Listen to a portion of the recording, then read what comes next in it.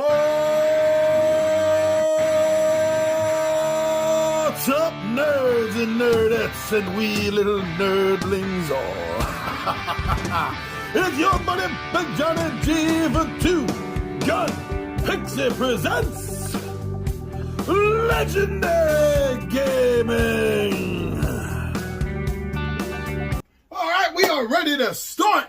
Happy Monday, everyone. You know we do an episode every day of the week, too, on Monday. And we like to do a few live playthroughs as well. So thank you very much for joining me and subscribing, I hope, or at least checking out this For Fun channel. Now, for a little fun today, being the month of Halloween, October here, I want to talk about horror board games. Surprise, surprise. But yeah, actually what I want to do is take a little bit of a different twist on this and talk about games that, as far as I know, aren't currently on the market. So why don't you join me down the table, and we'll talk about some horror board games that I think should be made.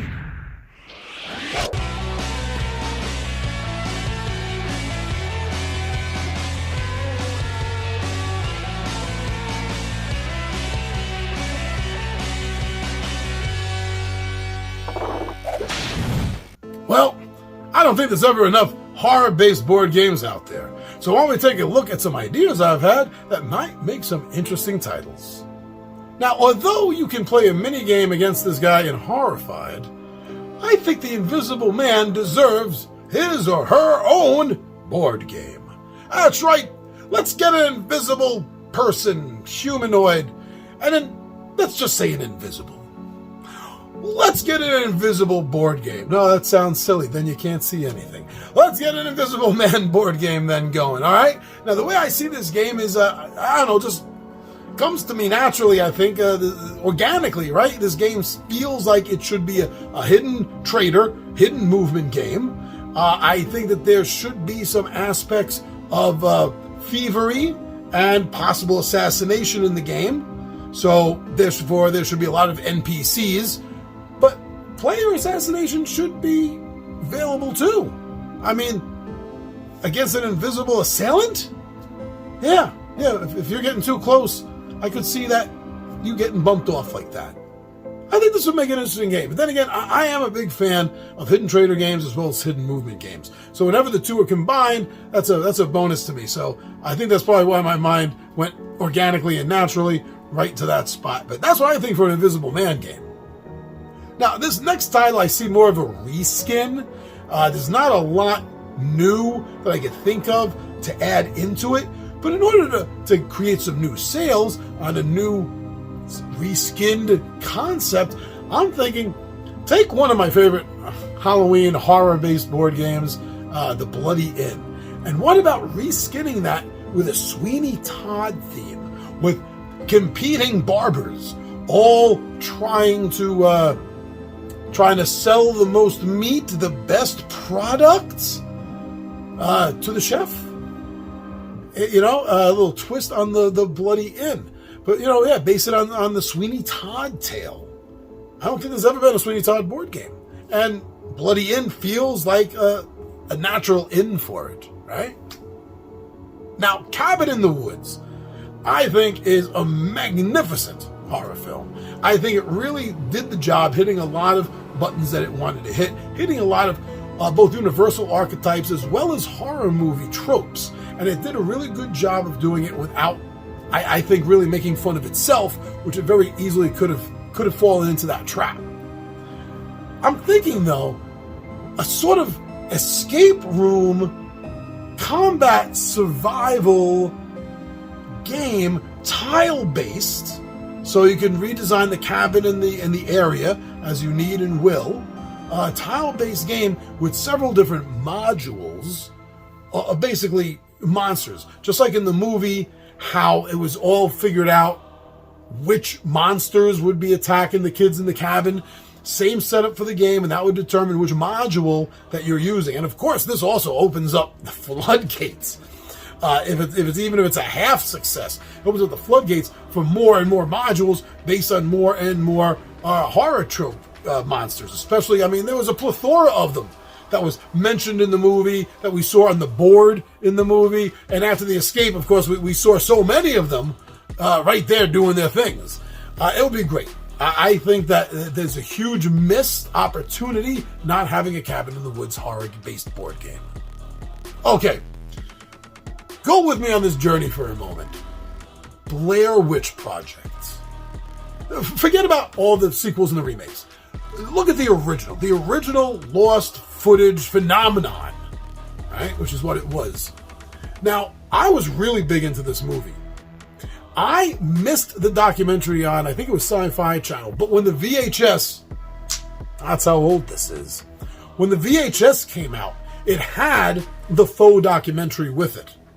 Now, I'm not talking about real life. And as far as real life is concerned, the Blair Witch is just a movie. It's not real or anything like that. But delving into the Blair Witch as a universe unto itself, if the movie was real, if events in the movie really happened, I think that documentary, faux documentary, proves without the shadow of a doubt that it's supernatural.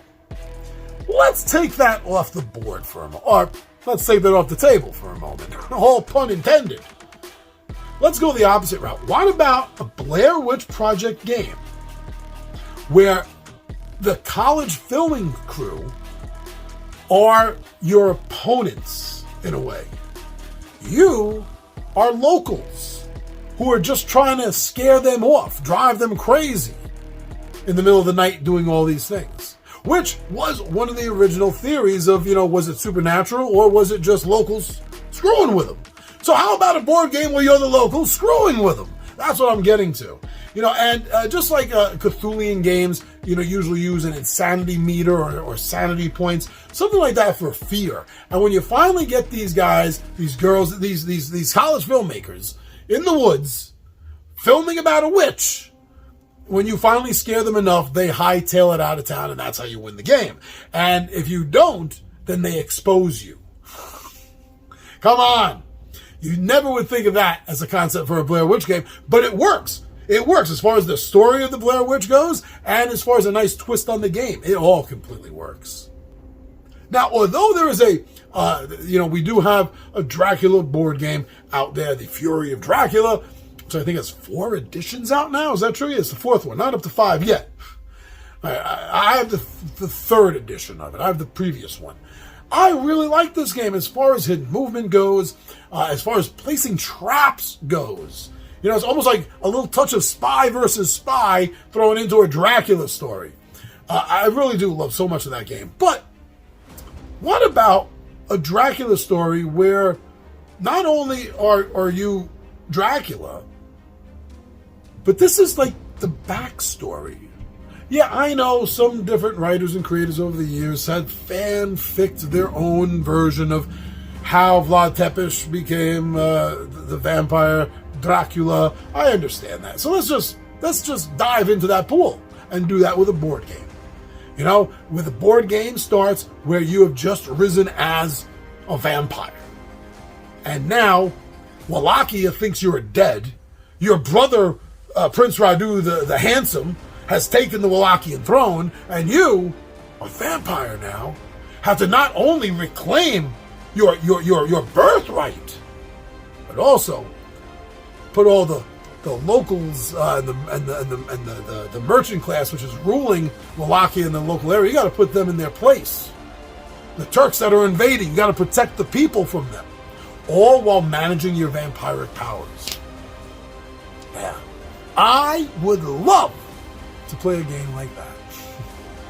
So those are some ideas that I've been, having in my head, just organically growing around, spinning around up there, thinking about some good ideas for horror board games. Do you have any? Have you ever sat down and thought to yourself, why isn't there? I don't gotta keep doing that, do I? Why isn't there a board game based on this horror franchise or this horror idea? So, put it in the comments and let us all know and talk about it. All right, thank you for checking out my concept, my rant on some unpublished, unmade horror board games that should be made. I'm your buddy Big John G. The Two Gun Pixel presents Legendary Gaming, and I am out of here.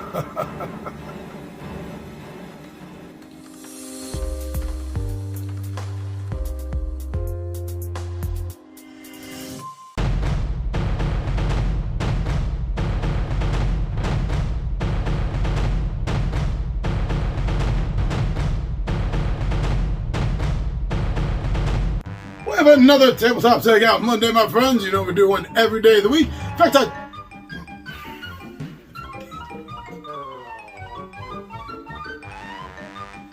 all right, we are ready with another Midday Monologue Monday, my friends. You know we do an episode midday. First pancake.